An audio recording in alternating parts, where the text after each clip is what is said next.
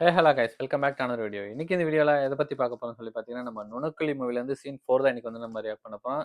நுணுக்களி movie வந்து scene 3 வரைக்கும் நம்ம ரியாக்ட் பண்ணி அப்லோட் பண்ணியிருக்கோம். பார்க்காதவங்க கண்டிப்பாக செட் பண்ணி பாருங்கள். பாசில் ஜோசப் வந்து இந்த மூவியில் வந்து வேறு லெவலில் வந்து காமெடி பண்ணியிருக்காரு. இந்த ஒருத்தவங்க அவங்க சிஸ்டர் வீட்டில் வந்து உள்ளே போயிட்டு வந்து இது சரக்கு பாட்டிலுக்கு பதிலாக வந்து விஷத்தை வந்து குடிச்சிருவாரு. அது வந்து பெரிய அல்டிமேட் காமெடியாக இருக்கும். அவங்கள எடுத்து ஆஸ்பத்திரிக்கு போகும்போது வந்து பார்த்தீங்கன்னா, அதோட வந்து அந்த சீனை வந்து கட் பண்ணியிருப்போம். இப்போ சீனை 4ல வந்து என்ன நடக்க போகுதுன்னு சொல்லிட்டு வீடியோக்குள்ள போய் பார்த்துட்டு அதுக்கப்புறம் அதை பற்றி பேசுவோம். வீடியோக்குள்ள போகிறதுக்கு முன்னாடி இன்னும் நீங்கள் நம்ம சேனல் வந்து சப்ஸ்கிரைப் பண்ணா கண்டிப்பாக சப்ஸ்கிரைப் பண்ணி சப்போர்ட் பண்ணுங்கள். மறக்காம இந்த வீடியோக்கு லைக் பண்ணுங்கள். இப்போ வாங்க வீடியோக்குள்ள போகலாம். எந்த ஒரு ராசிக்கு உண்டு.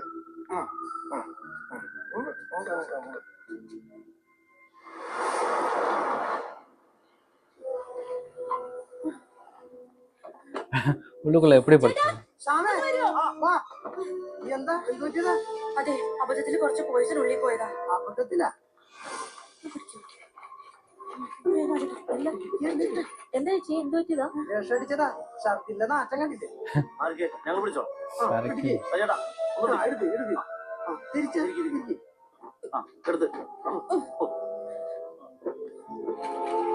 നിങ്ങൾ തമ്മിൽ വഴക്കിട്ടപ്പോഴെന്തെങ്കിലും കഴിച്ചാ?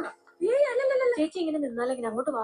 മേഡം വേഗം ചെല്ലി. എന്തൊക്കെയാണ് കഴിച്ചെന്ന് ഡോക്ടർ ചോദിക്കും. ഇല്ലേ, എന്റെ കാർ ഞാൻ മാറ്റിട്ടുണ്ട്. ചാവില്ല.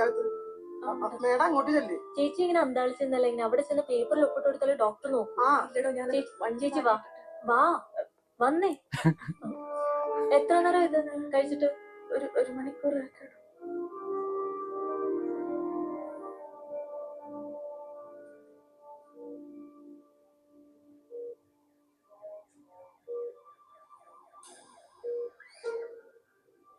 ஓடி போயிடலாமா?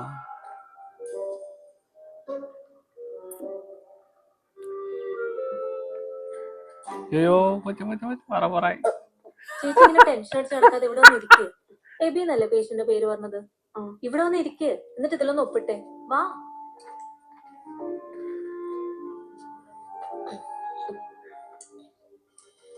ദേ ഇവിടെ. എന്താ കഴിച്ചെന്ന് വല്ല ഐഡിയ ഉണ്ടോ? കീടനാശിനിയാണ്. ചേച്ചിയുടെ ID പ്രൂഫ് ഒന്ന് വേണം. അത് ഞാൻ കൊണ്ടുവന്നിട്ടില്ല. ചേട്ടന്റെ ഐഡിയോ? ഇല്ല. ഇല്ല.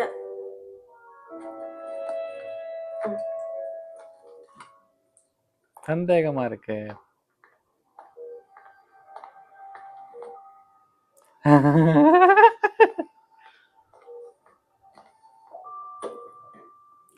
இவங்க முழிக்கிறதுலே மாட்டிக்குவாங்க.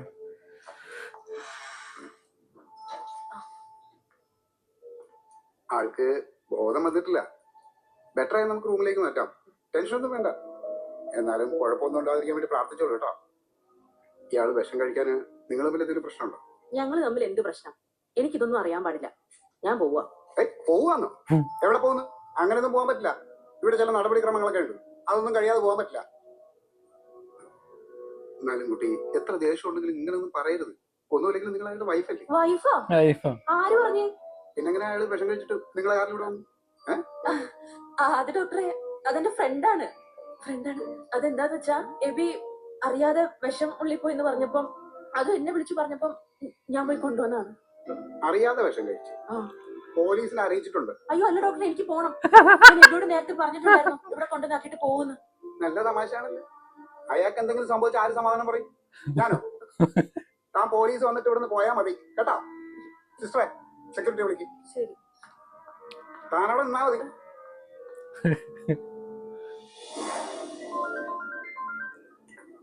ഹലോ രഞ്ജി, ഞാനാ. രശ്മി, ഇത് എവിടുത്തെ വിളിക്കുന്നേ? മറ്റേ നമ്പർ എത്തി. ഞാൻ അതിലോട്ട് വിളിച്ചിട്ട് കിട്ടുന്നില്ലായിരുന്നല്ലോ. സാധാരണ സാറേ. അല്ല സാറേ, മെട്രോ ഹോസ്പിറ്റലിൽ വിഷമടിച്ച കേസ് എന്തായി? വിഷമടിച്ചെന്റെ മൊഴി എടുത്തോ? ഇത് വേറൊരാളുടെ നമ്പറാ. രഞ്ജി ഒന്ന് പെട്ടെന്ന് മെട്രോ ഹോസ്പിറ്റലിലേക്ക് വരുമോ? മെട്രോ ഹോസ്പിറ്റലോട്ടോ? എന്ത് പറ്റി? അവനെ കൊണ്ടുവന്ന സ്ത്രീയും അവനും രണ്ട് കഥയാ പറയുന്നത്. നിനക്കത് ഇഷ്ടപ്പെട്ടത്? സാർ, ആ സ്ത്രീ താമസിക്കുന്ന ഫ്ലാറ്റിലാണ് കുറച്ചു മുമ്പ് കള്ളം കയറിയെന്ന് പരാതി വന്നത്. അപ്പൊ ദേവന്റെ ക്ലിനിക്കിലോട്ട് പോട്ടെ? അതൊക്കെ ഇവിടെ വന്നിട്ട് പോവാം.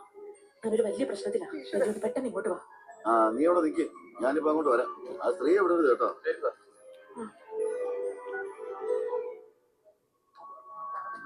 സന്തോഷേ സാർ, മതി നീ വണ്ടി എടുക്ക്. നമുക്ക് മെട്രോ ഹോസ്പിറ്റലിൽ വരുന്ന പോകാം.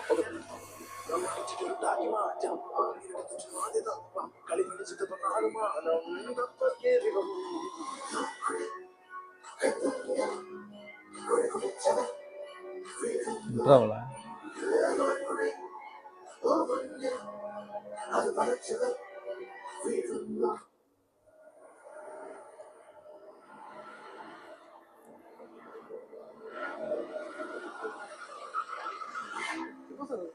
നിനക്ക് ഏത് കാണുന്ന കാണാൻ തോന്നുന്നു? ഇവിടെ കാഷ്വാലിറ്റിയിലാണോ? ICയിലാണ് സാർ. ഇപ്പൊ ചിലപ്പോ റൂമിലേക്ക് മാറ്റുമായിരിക്കും സാർ. കൂടെ ഉള്ള കുട്ടിയെ ഞാൻ റൂമിൽ ഇരുത്തിയിരുന്നു. ഇങ്ങോട്ടോ ഇവിടെ രണ്ടിനും ഹെൽമെറ്റും ഇല്ല, കൊടുക്കാത്ത സ്പീഡും. എന്താണ് ഹെൽമെറ്റ് വെക്കാത്തത്? സാറെ കൂട്ടുകാരൻ ബൈക്കുമെന്ന് വീണ് തലപൊട്ടി ഇവിടെ അഡ്മിറ്റാ. വിവരറിഞ്ഞ് ബൈക്ക് എടുത്ത് വന്നപ്പോ ഹെൽമെറ്റ് എടുക്കാൻ മറന്നത്. കൂട്ടുകാരൻ ഹെൽമെറ്റ് ഉണ്ടായിരുന്നോ? ഇല്ല സാറേ, അതുകൊണ്ടല്ലേ തല പൊട്ടിപ്പോയത്. ആ, അപ്പൊ നിനക്കൊക്കെ അറിയാം ഹെൽമെറ്റ് വെച്ചില്ലേ തല പൊട്ടുന്നു അല്ലേ? സന്തോഷേ, ഒരു 500 രൂപ ഫൈൻ എഴുതി കൊടുക്കും.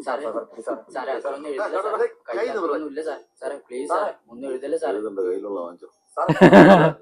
ഫ്ലാറ്റിന്റെ CCTV കാണുന്ന അവൻ തന്നെയാണോ? അവരയച്ചിരുന്ന ഫോട്ടോ ക്ലിയർ അല്ലേ സാർ? അത് നമുക്ക് clear ആക്കാം.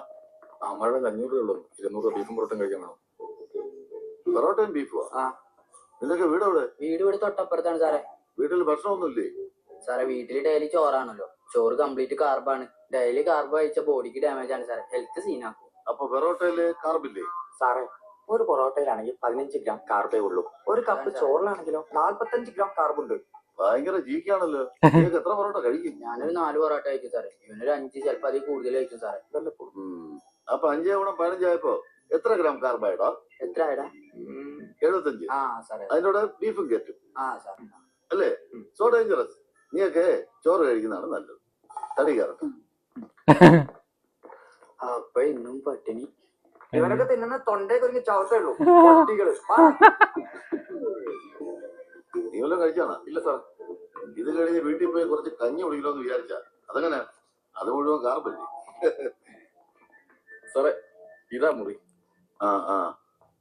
സന്തോഷേ, നീ 500 ഇങ്ങനെ കൊടുത്തിട്ടേ 3 പേർക്കുള്ള പൊറോട്ടയും ബീഫ് റോസ്റ്റും വാങ്ങിച്ചോട്ടാ പറ.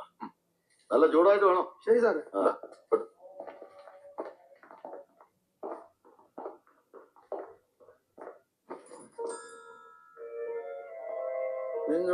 നിങ്ങളല്ലേ കുറച്ചു മുമ്പ് സന്തോഷേ ഇവരല്ലേ നമ്മള് കുറച്ചു മുമ്പ് കണ്ടത്? ആ വാള വെച്ചാനെ കൊണ്ട് കാറി പോയത്.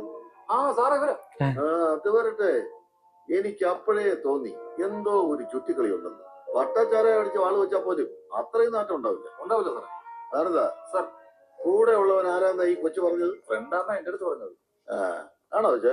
അതെ സാർ, ഫ്രണ്ടാണ്. പിന്നെ നേരത്തെ ഹസ്ബൻഡാന്ന് എന്തിനാ കള്ളം പറഞ്ഞത്? അത് പിന്നെ സാർ ഞാൻ ഹസ്ബൻഡിന്റെ ഫ്രണ്ടാണ് പറയാൻ വന്നപ്പം മറിച്ചിട്ട് അറിയാതെ വന്നോട്ടെ സാർ. സോറി. സന്തോഷേ, സാർ ഈ പേടി വന്നാലേ ഹസ്ബൻഡിന്റെ ഫ്രണ്ടും ഹസ്ബൻഡ് തമ്മിൽ മാറിപ്പോകും.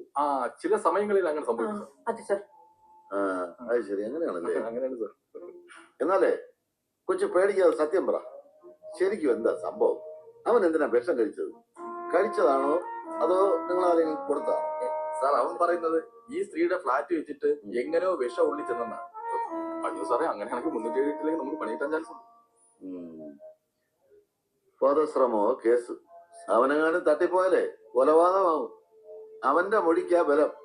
മരണമൊഴിയാ. സാർ ഞാൻ ഇപ്പൊ പറഞ്ഞ കള്ളവാ സാർ. അത് ശരി. എനിക്ക് ഇയാൾ അറിയത്ത് പോലുമില്ല സാർ. അതിൽ ഫ്ലാറ്റിലേക്ക് ഓടിക്കറി വന്നിട്ട് വിഷം കഴിച്ചിട്ടുണ്ട്. എങ്ങനെയും ഹോസ്പിറ്റലിൽ എത്തിക്കണം പറഞ്ഞ് കറിഞ്ഞപ്പോ ഞാൻ ഹെൽപ്പ് ചെയ്ത് പോയതാ സാർ. ഓഹോ, അപ്പൊ ഇപ്പൊ ഫ്രണ്ടും അല്ലാതായി. ഫ്രണ്ടും ഇല്ല, വേറും അപരിചിതൻ. ഇനി മാറ്റി പറയാൻ ഓപ്ഷൻ ഇല്ല. 3 ഓപ്ഷൻസും കഴിഞ്ഞു. ഇല്ല സാർ, ഇനി മാറ്റി പറയില്ല. ഇതാ ശരിക്കും സംഭവിച്ചത്. സത്യം.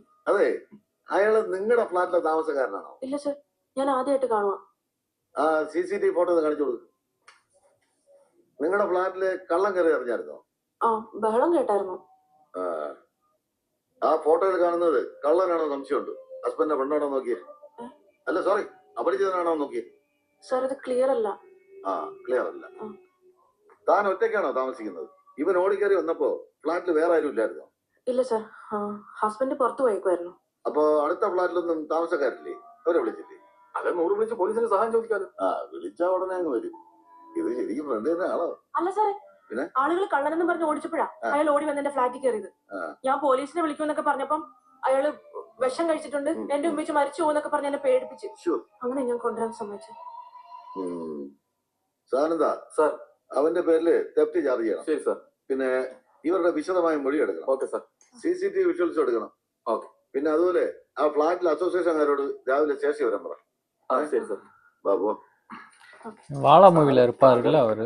എപ്പോഴും അങ്ങനെയല്ലേ? എത്ര മണിക്കായിരുന്നു? இங்க பாரு. பால் பாட்டில் கையில வச்சுட்டு வரமா. എവിടെയോ കണ്ടിട്ടുണ്ടല്ലോ. സാറേ ഇവനാണ് സാറേ പെൺകുച്ചിനോട് കാറി കണ്ടത്. ഓ അപരിചിത. അത് പിന്നെ ആ ഡോക്ടറാണോ ഇവനെ നോക്കിയത്? അതെ.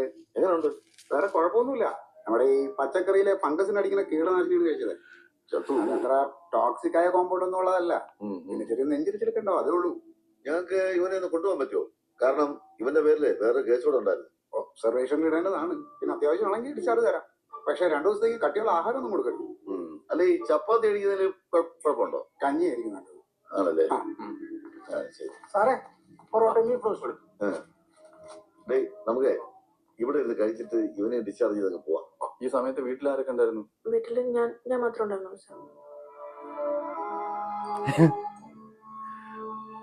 ശരി. ഡോക്ടറോട് പറഞ്ഞിട്ട് ഇവനൊരു ഡയറ്റ് എഴുതി വാങ്ങിക്കും. അല്ലെ ജയിലിൽ അവിടെ ചപ്പാത്തി മട്ടൻ കറിയൊക്കെ അല്ലേ കിട്ടത്തുള്ളൂ. സാറെന്താ പിന്നെ എഴുതാം. നല്ല വിശപ്പ്. ഇപ്പം തീരും സാർ. അതെ ഇയാൾക്ക് വിശക്കുന്നുണ്ടോ? 2 പറോട്ട എടുക്കട്ടെ? വേണ്ട സാർ, എനിക്ക് വിശക്കുന്നില്ല. നിർബന്ധിക്കട്ടെ സാറേ? നിനക്ക് വിശക്കുന്നുണ്ടോടാ?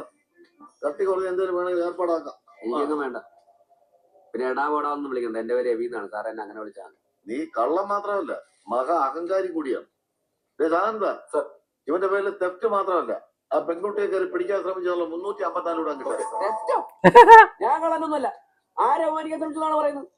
ഈ പെൺകുട്ടി പറഞ്ഞല്ലോ നീ ആ ഫ്ലാറ്റ് മോട്ടിക്കാൻ കയറിയിട്ട് അവിടെ കയറി പിടിക്കാൻ ശ്രമിച്ചെന്ന്. എന്തൊരു നുണയാണ് രശ്മിത പറഞ്ഞുകൊണ്ടിരിക്കുന്നത്. ഞാൻ കള്ളനൊന്നുമല്ല. ഞാൻ ഒരു കമ്പനിയുടെ MD ആണ്. എൻജോയ് ചെയ്ത് കഴിച്ചോണ്ടിരിക്കുമ്പോഴാ അവന്റെ ഒരു തൊലിഞ്ഞ കോമഡി പൊറോട്ട മണ്ടക്കറിയെന്ന് തോന്നുന്നു. അത് മറ്റേ പയ്യന്മാരുടെ ക്രാക്കായിരിക്കും. പോടാ. കുനിച്ചു നിർത്തി അങ്ങ് ഇടിച്ചാ മതി.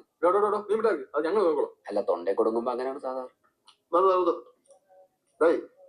അംബാനിയുടെ ബന്ധുവാന്ന് പറഞ്ഞു വരുന്ന കള്ളന്മാര് വരെ ഉണ്ട്. അതായത് എന്റെ അടുത്ത് നിന്റെ അഭ്യാസം ഒന്നും വേണ്ട. നീ കള്ളനല്ലേ പിന്നെ എന്തിനാ ഒളിച്ചും പാത്തോ ഫ്ലാറ്റിൽ കയറിയത്? നിന്നെ അതിന് ആൾക്കാർ ഓടിച്ചത്. സാർ എനിക്ക് മോഷ്ടിക്കേണ്ട കാര്യമൊന്നുമില്ല. എന്റെ ഔട്ട്ഫിറ്റ് കണ്ടോ? 10 ലക്ഷം രൂപയുടെ വാച്ച്, 1 പവന്റെ മോതിരം, 2 പവന്റെ മാല, 10,000 രൂപയുടെ ചെരുപ്പ്. Sir basically I am a rich man. Show some respect. Rich man.